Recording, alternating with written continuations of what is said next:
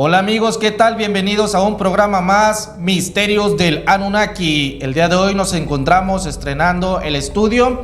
Vamos a ver qué tal les parece a todos ustedes. Por ahí les vamos ahora sí que a esperar que ustedes hagan sus comentarios y nos digan qué tal les parece, si está saliendo bien, esperemos que sí. El día de hoy tenemos invitados especiales, como todo, que cada que presenta se presenta primero el invitado especial, que nos encontramos con este señor famoso, el señor amo de los deportes, de los campeones. ¿Cómo estás, Manuel? Bienvenido. Buenas noches. Aquí está también nuestro compañero Lauro Quiroz, acompañándonos también como siempre. Bienvenido de nuevo también, Lauro. Aquí de nuevo. Pues nada, empezamos con el misterio del Anunnaki y esto va a ser acerca de los seres mitológicos marinos y comenzamos.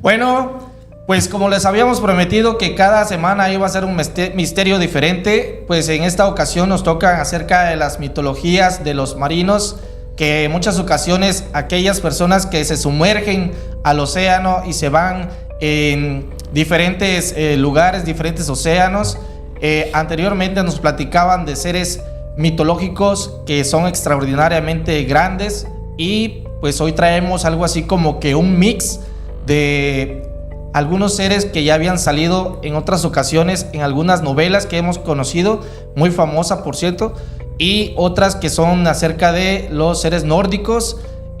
Por ahí tenemos un tema acerca de lo que es el Kraken, y mis compañeros van a hablar acerca de otros más. Por ahí pues les quiero comentar que este tipo de seres solamente aparecen en las épocas antiguas también, y algunos todavía se siguen hablando de ellos. El mío, por ejemplo, el tema que me toca ahorita es hablar acerca del Kraken, famosísimo Kraken. Entonces, este tipo de animal aparece en lugares muy extremos de los océanos, y sabemos perfectamente que hemos escuchado acerca de este animal que puede ser como un tipo pulpo, pero en realidad viene siendo un calamar gigante. Muchos lo confunden con pulpo, pero es un calamar gigante que surge de los océanos, del fondo del océano. Entonces, la mitología nórdica dice que este ser solamente es aclamado desde las entrañas de lo profundo del mar, por medio de cuando el infierno se calienta y sale. Y muchos platican que se lleva a muchas naves. Podrían ser grandes como buques de guerras, o en aquel entonces, si nos vamos a remontar en las épocas anteriores, cuando estaban también la época de los vikingos, que fueron los primeros que estaban hablando acerca de este animal majestuoso, que hasta donde sabemos en la mitología dicen que medía arriba de 30 metros a 40 metros, alcanzaba a medir este animalito.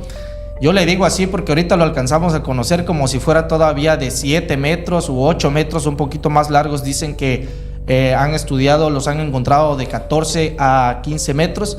Pero esta historia que te estoy contando, la verdad que tiene un poquito de historia y de misterio, ya que muchos marineros que se adentraban al mar regresaban con unas historias fantásticas que yo me imagino que también algunos de ustedes se han de identificar con esas historias en los libros, porque más que nada este tipo de historias te las platicaban hasta los abuelitos, y te quedabas así como que pensando, y en la imaginación tú decías, o te quedabas imaginando cómo sería ese barquito tan pequeño y ese animal tan grande que podría sumergir esos barcos hasta el fondo del mar, destrozar inclusive navíos que estaban mucho más grandes que él, y al final acababa con toda la tripulación.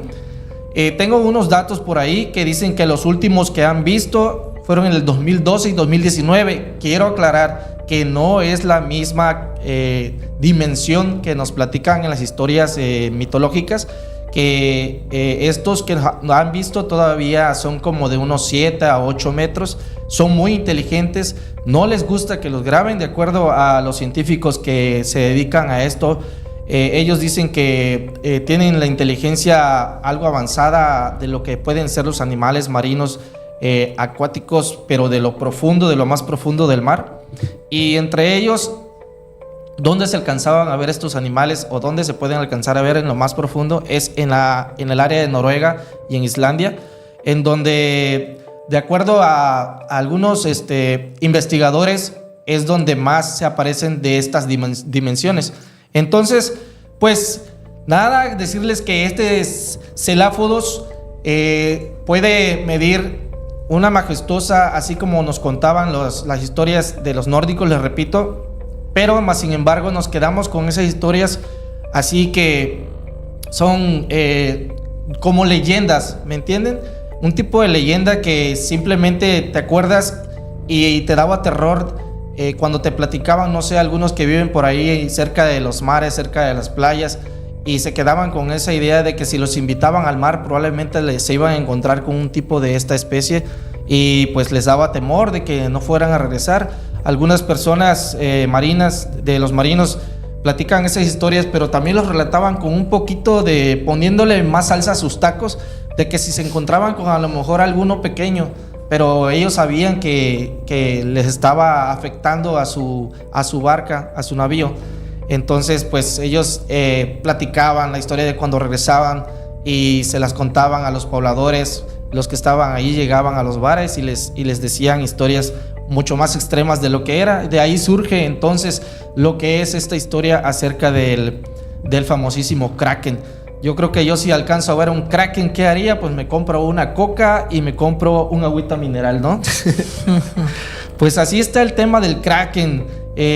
¿Ustedes qué opinan acerca de eso? ¿Será que todavía existan? Yo digo que ya no, ya ese tipo de animales. Pues es que, o sea, tengo entendido que ese es como no una raza, pero o sea, un tipo de calamar que sí puede llegar a tener esas dimensiones. O sea, no tan así como lo de las leyendas, pero que sí pueden estar con, no sé, 15, 20 metros. Y bueno, como mencionabas que era que en el área de Noruega, o sea, supongo que es como que son como más visibles en lugares que son con aguas más frías, ¿no? Y con bastante profundidad. Exactamente. Tenemos muchas novelas. Sí. Mira, fíjate, en el tema que tú mencionas, pues la mente humana es muy fantasiosa, nos hace imaginar cosas que a veces no son.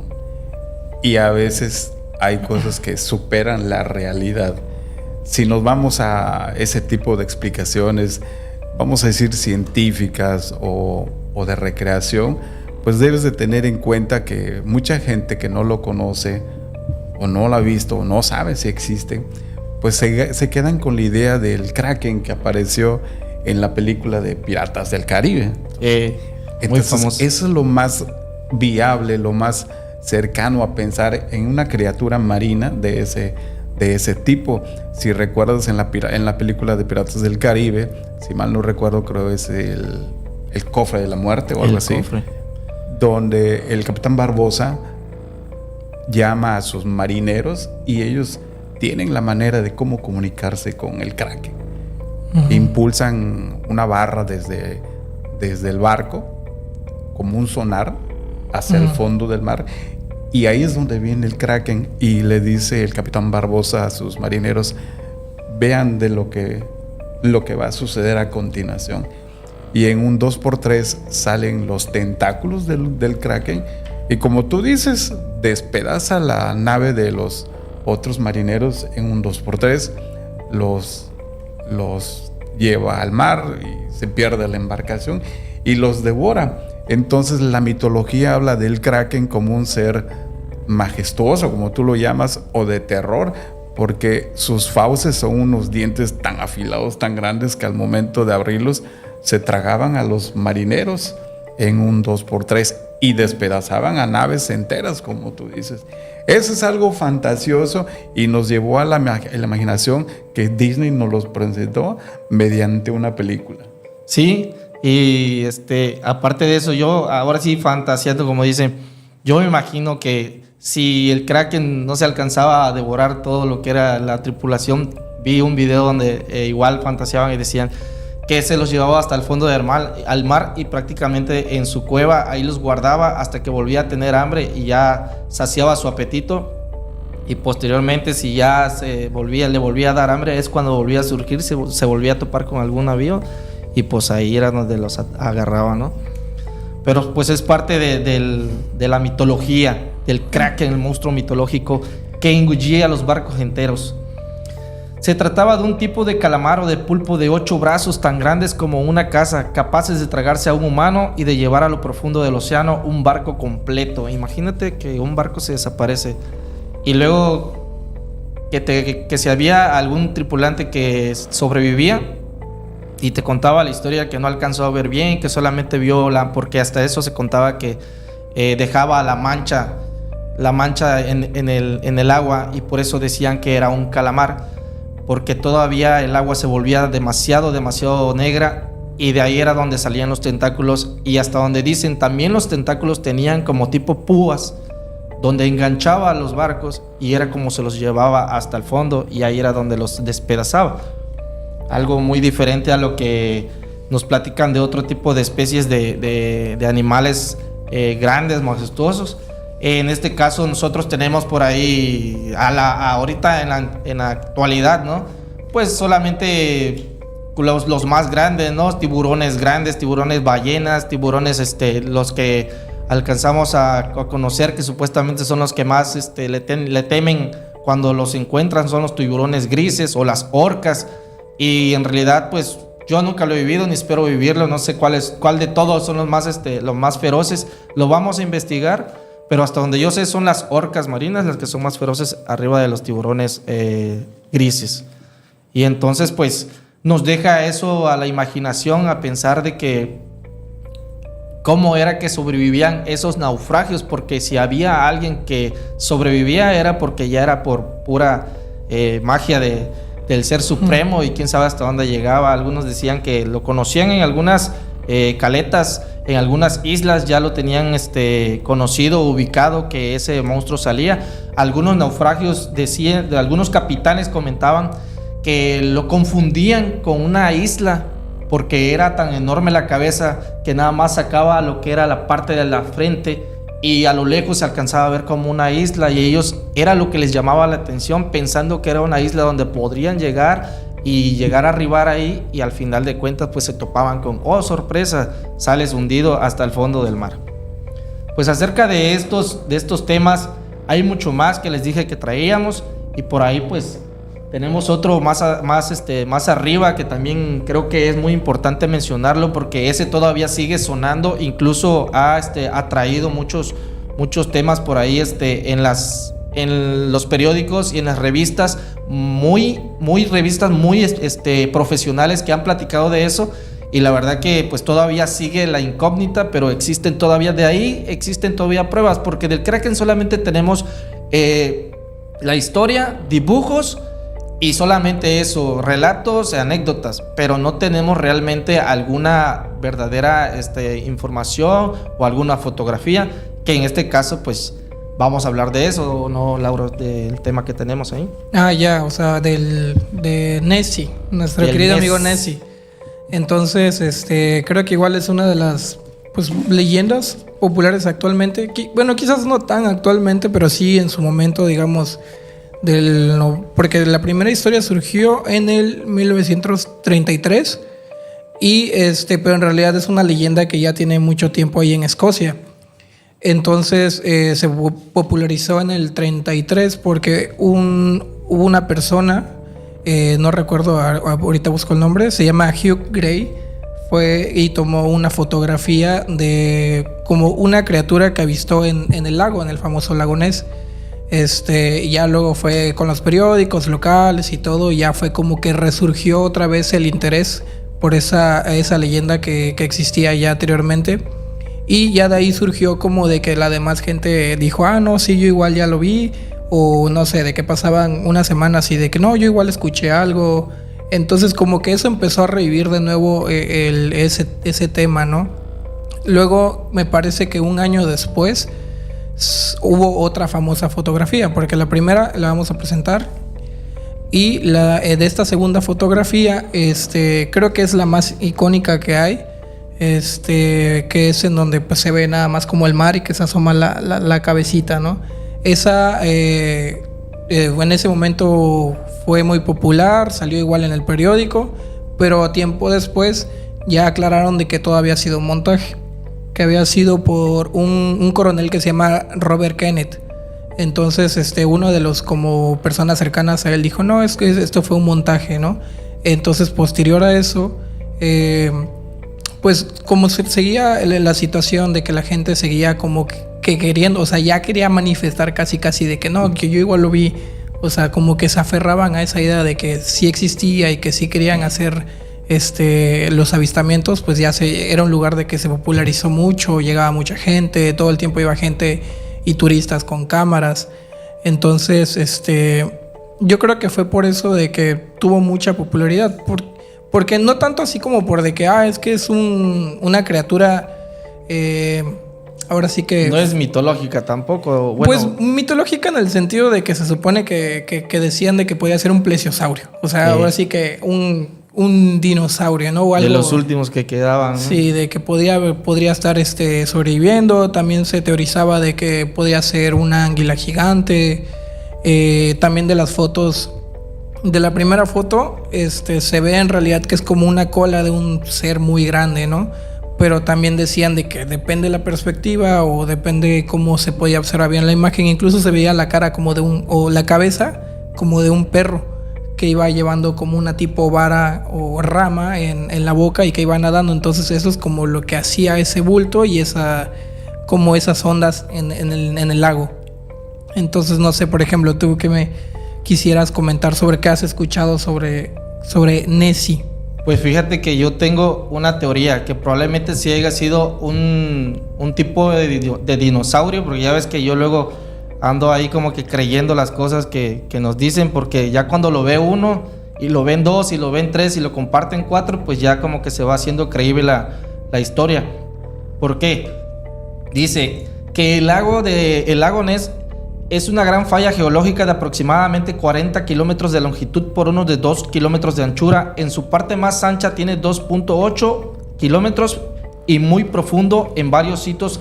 Alcanza los 225 metros de profundidad, relleno con el agua dulce que le suministra el río Ness. Pero ahí va algo muy importante, que ellos dicen que dentro del lago encontraron abajo subterráneamente un túnel que conecta el lago con el mar. Entonces podría ser que por eso casi no se aparece, sino como si hubiera sido una parte de guarida de tal vez ese dinosaurio que llega y entra y sale, pero solamente él sabe por dónde y cuándo y a qué horas, ¿no? Entonces hay como una conexión de túneles y cuevas, por la parte, ¿no?, de abajo. Entonces pues tiene como que algo de lógica. Si nos vamos aquí a la zona de la Riviera Maya y encontramos también túneles por debajo de lo que es los cenotes, sí, y que se conectan con el mar, incluso llegan a tener kilómetros de distancia, y los encuentras alejados de lo que es la playa a lo que es la zona de hacia adentro de lo que es la zona del pueblito. Llegas ahí y muchos buzos han dicho que han encontrado túneles. Por eso no descarto que a lo mejor haya sido un tipo de dinosaurio o algo que todavía... Porque hay fotos también encontradas en otros lados que encontraron un animal así. No sé si sea cierto. Ya ve que ahorita existe mucho eso de la edición y sabemos que también la tecnología a veces nos está engañando por ahí. Pero pues si es cierto, pues ustedes tendrán su último comentario, como siempre lo digo. Este monstruo la verdad que se volvió muy famoso en ese pueblo porque al final terminó dándole turismo. Sí, de hecho hasta la actualidad todavía la gente sigue visitando ese famoso lago. Y pues aunque ya no ha habido avistamientos, porque sí han hecho ¿cómo decirlo? Eventos de reconocimiento o de que quieren explorar, que llevan por ejemplo sonares, que llevan drones con infrarrojo, llevan cámaras, igual tienen cámaras web instaladas, y nada más que pueda hacer de que capte movimiento. Entonces así como que tienen un monitoreo de ciertos puntos que se supone que fue como los avistamientos, para que en automático que haya algún movimiento o algo así se active la cámara, tome foto, grabe video Y a pesar de la gran cantidad pues de gente que ha estado como en esa exploración y pues ahora sí que con los avances tecnológicos que hay, como tal todavía no han encontrado nada. Pero bueno, como dices, o sea, todavía hay mucha... Bueno, en el mundo en general, pues el mar está como explorado, no sé, en el 5% las profundidades. Eso es un número al azar, puede ser más, puede ser menos. Pero realmente sí hay mucha área que no está explorada. Que no está explorada. De hecho, si nos vamos a platicar acerca de explorar el mar, muchos han platicado acerca de que por qué la NASA se fue a explorar al espacio si ni siquiera hemos terminado de explorar. Me incluyo yo porque ni siquiera he explorado ni siquiera un río o un lago. Y por qué la NASA no ha explorado totalmente lo que es el tema del mar, cuando ni siquiera somos ¿qué? 80% de mar, 20% tierra, y al final de cuentas nunca van a terminar. Y no sé si han encontrado alguna vez algún tipo de este tipo de seres tan majestuosos, tan grandes, tan enormes, y lo que hacen mejor es evitar volver a encontrarlos o no levantar el Kraken, tal vez. Fíjate que aquí les voy a hacer un apunte en cuanto a lo que ustedes acaban de mencionar. Todo está basado en un supuesto avistamiento desde hace muchísimos años. Muchos piensan que es lo que ustedes dicen, un dinosaurio, esos seres maravillosos que vivieron y poblaron la Tierra hace miles y millones de años. Pero caemos en un detalle que mucha gente quizá pasa por alto. Están hablando de un lago. Es un lago de agua dulce. Sí. Obviamente todos sabemos que los dinosaurios vivieron en la Tierra, se alimentaban de lo que había, de hierbas, los que eran herbívoros, y de carne, pues obviamente los carnívoros, pero también tenían que beber. Y muchos se adaptaron al agua, pero se adaptaron al agua dulce, no al agua salada. Entonces la diferencia ahí sería, pues obviamente, si esta criatura, vamos a llamarla así, ha vivido y ha permanecido por largos años dentro del lago, no creo que pudiera ir más allá, porque cuando el agua se mezcla, el agua dulce se mezclara con el agua salada, yo creo que difícilmente podría sobrevivir. Y si estamos hablando de sobrevivir, ¿de qué se alimenta esa criatura? Por largos y por largos años que ha comido. Y en algún momento, pues va a tener que buscar un lugar donde reproducirse. Claro. Si estamos hablando de que no es la única criatura, porque no creo que haya vivido miles y miles de años después de la extinción de los dinosaurios. Entonces, todo es una suposición. Claro. Nadie tiene una prueba contundente de decir, yo lo vi, yo tengo esta foto. Actualmente, como dice el compañero Lauro, los científicos han llegado a ese pueblo, han instalado la mayoría de tecnología posible con la finalidad de captarlo, pero y no lo han logrado no. todo. Entonces puede ser que solamente es una mera suposición, y como él dijo, como Lauro dijo, y está documentado por muchísimos periódicos de esos años, que todo fue un montaje, fue un truco para atraer visitantes a un pueblito que prácticamente pasaba desapercibido. No que se estuviera muriendo de hambre, pero le dio muchísimo impulso. Sí, como dice, la gente empezó a llegar, el pueblo se hizo famoso, las cosas en ese lugar se volvieron mejor. ¿Por qué? Porque llegaron dividendos, llegaron gente con dinero a comprar, a hacer esto, y le generaba ganancias a la gente del pueblo. Y yo creo que ellos mismos se aprovecharon de esa oportunidad de decir que sí existía. Y la gente, pues obviamente ávida de la curiosidad de llegar, iban con esa finalidad de verlo, de encontrarlo, pero pues obviamente después de tantos y tantos años, pues no hay nada.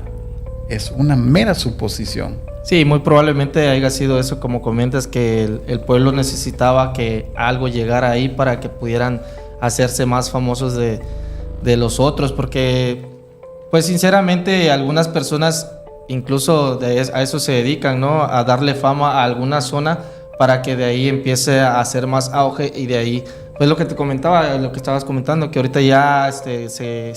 Pero también ha habido películas de ese tipo, precisamente hablando del monstruo del lago Ness, del mismo pueblo de Ness, haciendo referencia a la criatura. No sé si has tenido la oportunidad de ver alguna por allá. Sí, bueno, una muy famosa de Disney, como dices tú, que salió ahí, que habla acerca de un dragón, pero prácticamente se basa en eso del monstruo del lago Ness, que sale de un huevo que se encuentran. Pero Un huevo que se encuentra el niño en la playa. Exactamente, pero prácticamente... Pero esa es una versión de Disney, es una pequeña versión, sí. Muy light para la gente, ¿no? Pero pues ahora sí que le hacen una especie de tributo a lo que se platica en ese pueblito, porque prácticamente es de lo que habla, de donde está ciertamente el lago y ellos viven cerca de ahí. Pero pues tiene razón, probablemente sea solamente para eso, lo dejamos ahí. Recuerden que estos solamente son misterios y lo vamos a tratar de resolver tal vez después. Y como mero comentario, no es para que usted lo crea, son simplemente deducciones, análisis, claro, que estamos haciendo. Exactamente. Pues vámonos a la siguiente. Bueno, vámonos. Pues si no tienen otro tema más que contar, yo quiero comentarles algo acerca de Moby Dick. Obviamente, la gran mayoría de las personas ha leído el libro, esa gran novela de Moby Dick, o han visto también las versiones de películas de Moby Dick. Déjame comentarte algo. Te hago unos apuntes por acá porque me dijiste que pues, hay que hacer la tarea, ¿no? Claro. Mira, yo lo que te voy a contar que hubo una ocasión hace muchos años, y esto sí es verídico. Cuéntala. No es, ahora sí como dicen, no es choro. Hace muchos años, hablando de finales del siglo XVIII, siglo XIX, cuando todavía no existía el combustible en sí, la gasolina, el queroseno, ¿qué es lo que proveía de energía? La grasa de la ballena. En esos años se acostumbraba o había muchísimo auge en cuanto a la caza de las ballenas, y existían precisamente los barcos balleneros que reclutaban marinos para poder ir a la caza de las ballenas. Una buena caza de una ballena te proveía alrededor de 100 toneladas de grasa, suficiente para alumbrar un pueblo y dar energía a muchísimas casas, ¿me entiendes? Y de ahí es donde viene la historia que se cuenta en la novela de Moby Dick. Ahorita te voy a decir quién es el escritor de la famosa novela de Moby Dick. Por acá lo traigo, ya me revolví. Acá está. El autor de la novela es Herman Melville, como te decía. Él escribió alrededor del siglo XIX y habla precisamente de la historia que escuchó del barco de nombre Essex. Creo que sí, también lo has escuchado. Claro. Ahí había un capitán. El capitán, a ver, ¿dónde está? Por acá lo tengo. No era Jack Sparrow, ¿eh? No era Jack Sparrow. Ese es otro capitán. A ver, por acá lo tengo. ¿Dónde está? Entre tantos apuntes. Pero muy famosa esa historia. Bueno, el barco Essex sale del puerto de Nantucket, allá en Massachusetts. Ya lo tengo aquí el dato. El 12 de agosto de 1819. El capitán del que te estamos hablando es el capitán Pollard. Él se va con su tripulación, recluta a los marineros y se van en búsqueda de la grasa de las ballenas. Pero ellos salieron de Massachusetts y prácticamente tenían que darle toda la vuelta al continente, porque ellos iban a ir al Pacífico. ¿De qué estamos hablando de esto? De que eran muchísimos kilómetros de viaje, muchísimas horas de distancia y días que iban a pasar lejos de sus casas. Ese viaje era aproximadamente de 1 o 2 años, dependiendo de qué tan bien les fuera la temporada de caza. Entonces, cuando ellos salen de Massachusetts tratando de acercarse al Golfo de México, los sorprende en alta mar una tormenta que por poco hace que naufraguen. Pero sin embargo, el capitán, con su pericia, aunque era muy joven, de 29 años de edad, era muy joven, logra salvar el barco, pero el barco quedó un poco dañado. Después de la tormenta, cosa que vivieron los marineros que estuvieron allá en ese barco, les sobrevivieron 5 semanas de completa calma. El agua no se movía en el mar. El aire no se sentía. Estaba prácticamente estático el Essex. No avanzaba, apenas si se movía con el pequeño oleaje que existía. Así estuvieron 5 largas semanas, hasta que de pronto apareció de la nada un albatros. ¿Sí sabes cuáles son los albatros? No, a ver, cuéntalo. Aparece un albatros y se posa en el mástil del barco. Los marineros, al ver el albatros, quedaron prácticamente asustados, porque ellos saben de leyendas y ¿Es sabían... un ave? Es un ave. Un ave. Y sabían que eso era un mal augurio para ellos. Uy. Presentían que algo les iba a pasar. El capitán Pollard los mandó a silenciar, a que se calmaran, que no iba a pasar nada, y les indicó que siguieran su viaje. Continuó la travesía y ellos bajaron prácticamente hasta Sudamérica, ya dándole la vuelta a lo que es la Argentina, y atracaron en Ecuador. En Ecuador se reabastecieron porque no tenían nada de caza, no habían cazado ninguna ballena, no tenían nada, pero las provisiones ya se les estaban acabando. Entonces, al atracar en Ecuador, se reabastecieron de insumos, y uno de los tripulantes desertó porque él sabía lo que significaba ese albatros, y les dijo a los compañeros que no siguieran con el capitán Pollard porque estaban yendo directo a la muerte. Andaba rondando. El capitán Pollard no se quedó con la duda y trató de investigar entre los lugareños de dónde podían avistar ballenas para que ellos pudieran cazar. Los lugareños de ese sitio le dijeron que después de las islas, no recuerdo, ahorita te digo, podían ir más hacia adentro del mar, y ahí podrían encontrar ballenas. El capitán Pollard le dijo a su tripulación: vamos en búsqueda del oro. Bueno, el oro, estamos diciendo que van a ganar dinero, ¿no? Claro. Y se adentraron a mar.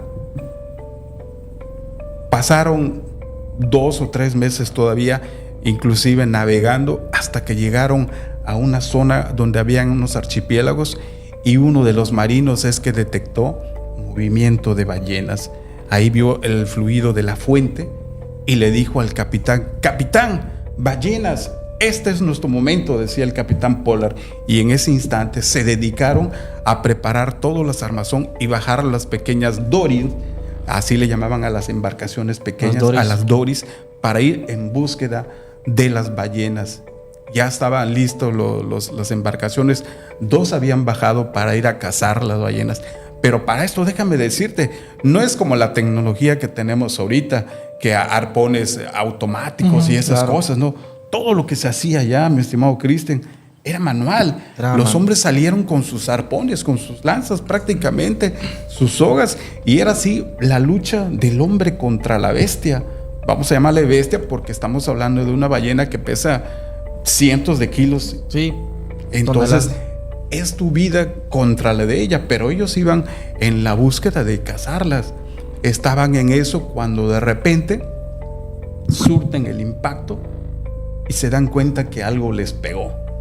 No se dieron cuenta, no sabían, pero creían que era una ballena, nada más que no habían visto el tamaño y la magnitud de qué ballena les había pegado. Obviamente naufragaron de un bote y se lograron salvar yéndose a la otra embarcación. No pudieron cazar ballenas, se regresaron al barco, y en ese momento que ellos ya estaban, uno de los marineros le volvió a gritar al capitán: capitán, una ballena. La ballena venía prácticamente como un toro, mi estimado Cristian. Los embistió de frente, lo que hizo que se incrustara la cabeza de la ballena en la caparazón del barco. Obviamente esto hizo que naufragaran. El barco no se hundió inmediatamente.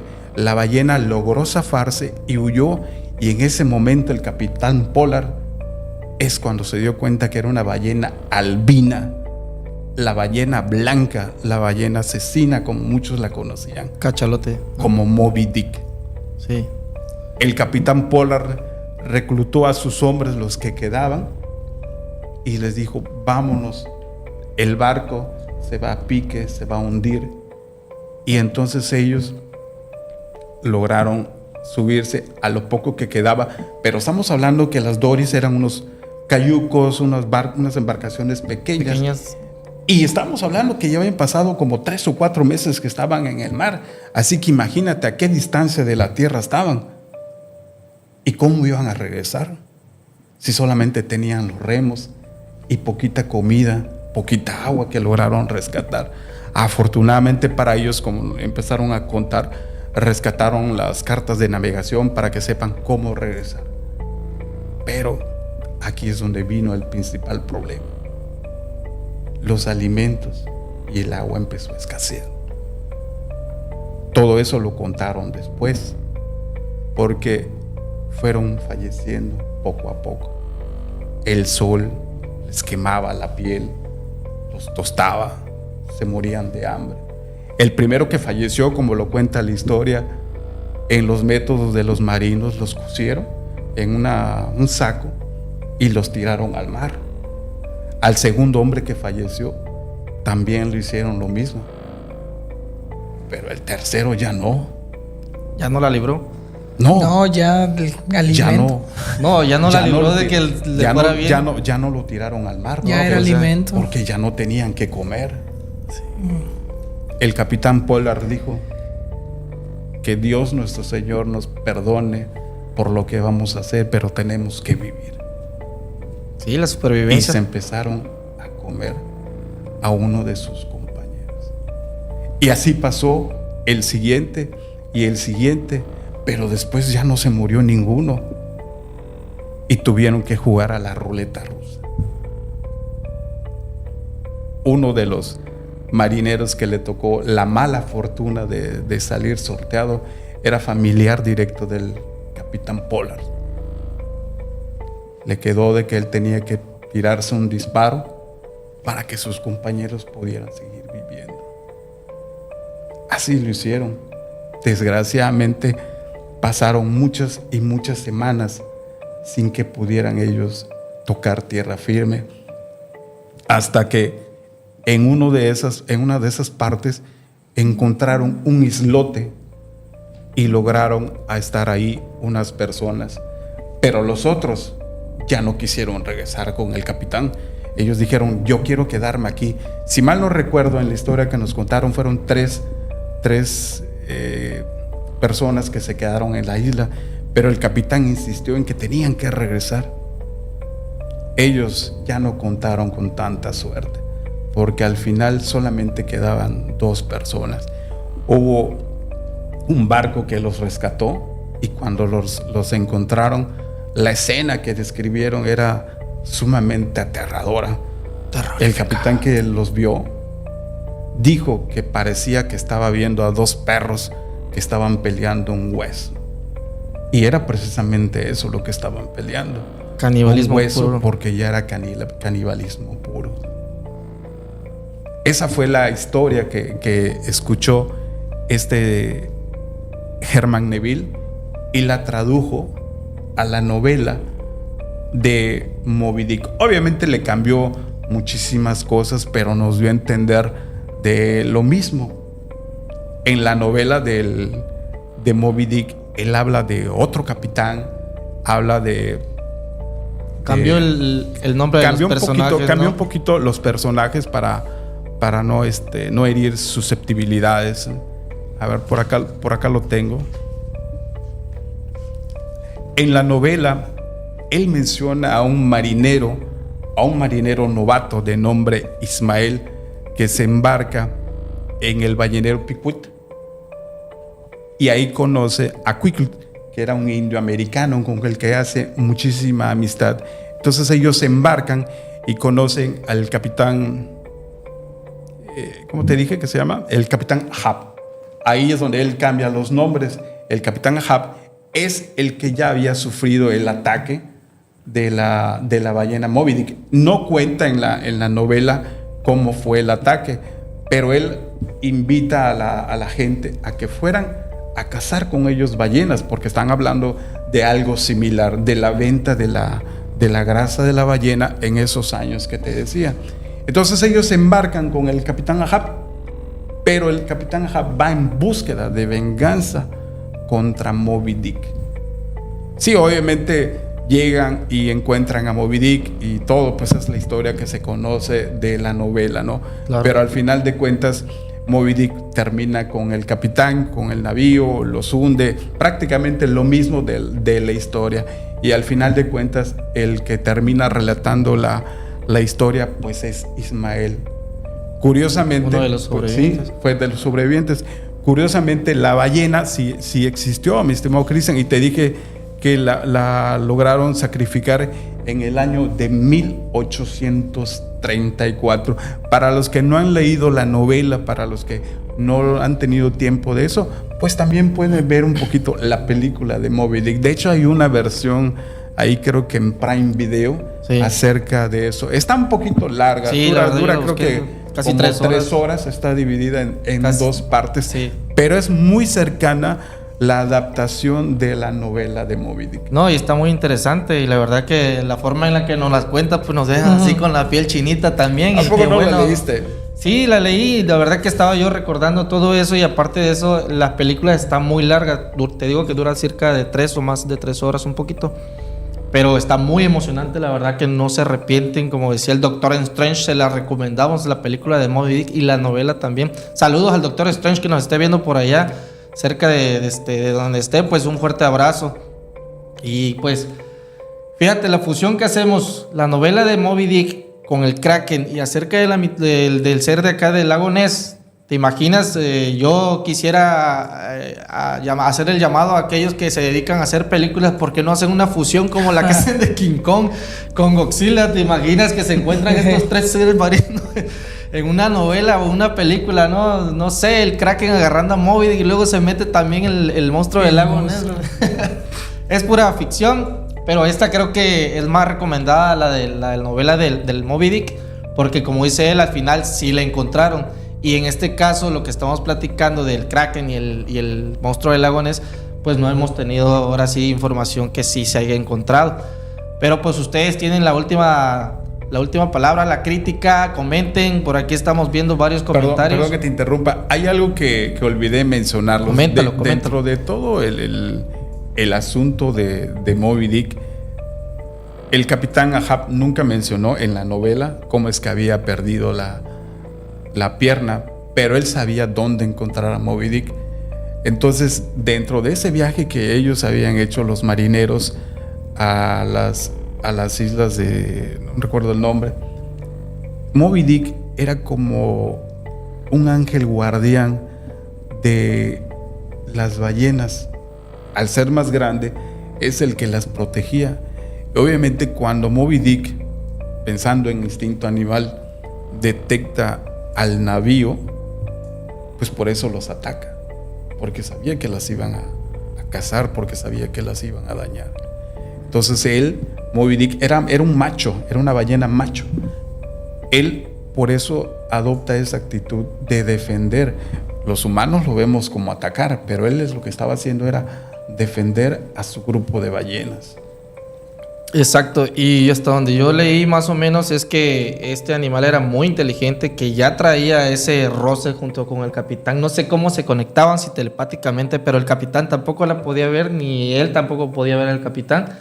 Se pues sentía la vibra entre ellos, y por eso fue que pasó ese tipo de cosas, según la historia de la novela y la historia que contó también el periodista, porque también después pues ya se volvió periodista ese señor, el escritor, el famoso que hizo la novela esta. Pues ¿cómo ven? Está muy curioso ese dato de que él era como el protector, ya que normalmente creo que la mayoría del reino animal, los animales que suelen ser albinos son rechazados por el resto del grupo. Entonces aquí está muy interesante de que pues ahora sí, bueno, aparte del tamaño y que era macho, que tomó como esa no misión, pero sí de que ser el protector, ¿no? Sí, de la manada. De la manada. Hombre, se pone buenísimo. Pues ahí estamos, amigos. Ahora sí que comenten, hagan sus comentarios, mandamos saludos. Creo que es la hora de mandar un poquito de saludos y invitarlos todavía. Tenemos tiempo para el tercer juguetón de aquí de la Riviera Maya. Apóyenos, tráiganos sus juguetes, todavía alcanzan a traerlos. Termina el 28 de abril aquí en la calle 3 Sur con 25 y 30 Avenida de la Colonia Centro, ubicada aquí en el edificio de la Croc, cerca de la radio también. Si la quieren traer, pueden traerla. Y pues mandamos saludos a todas las personas que nos estén viendo de aquí desde Tabasco, desde Veracruz, Oaxaca, Chiapas, por ahí se conectan en otros lados. De fuera del país también nos están viendo. Saludos a toda la gente que nos está viendo y escuchando a través de Impacto Social. Búsquenos en Impacto Social QR. Pueden bajar la aplicación. La aplicación es completamente gratis para Android y para Apple. Claro. Y creo que por ahí estamos recibiendo los mensajitos. Bueno, esperemos que les haya gustado este tema. Por ahí a lo mejor vayamos a ver algunos videos.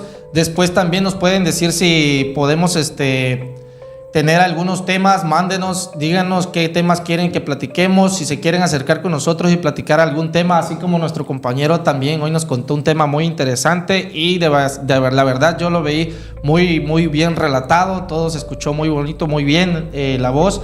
Le agradezco mucho a que hayan estado aquí acompañándonos. Queremos que nos escriban por medio de la página de Impacto Social, volvemos a recordar. Y gracias, Lauro, estamos aquí. Gracias, Manuel, un gustazo también. Gracias por acompañarnos. Muchísimas gracias, Cristian. Estamos aquí en el set. Igual díganos si les gustó también estar aquí o quieren regresar al antiguo, como ustedes digan. Aquí estamos para lo que ustedes se les ofrezca. Mandamos saludos también por ahí al señor Juan Carlos, que está detrás de la cabina, a la edición también que nos has acompañado en esta ocasión, que es Manuel. Y también mandamos a la jefa Silvia Reyes. Saludos al patrocinador, que es acerca del edificio de la Croc, el sindicato de la Croc, que tiene muchas promociones para todos ustedes. Y pues nada, chavos, amigos, amigas, muchísimas gracias por este programa. Esperemos les haya gustado. Nos vemos para la próxima y nos vemos pronto.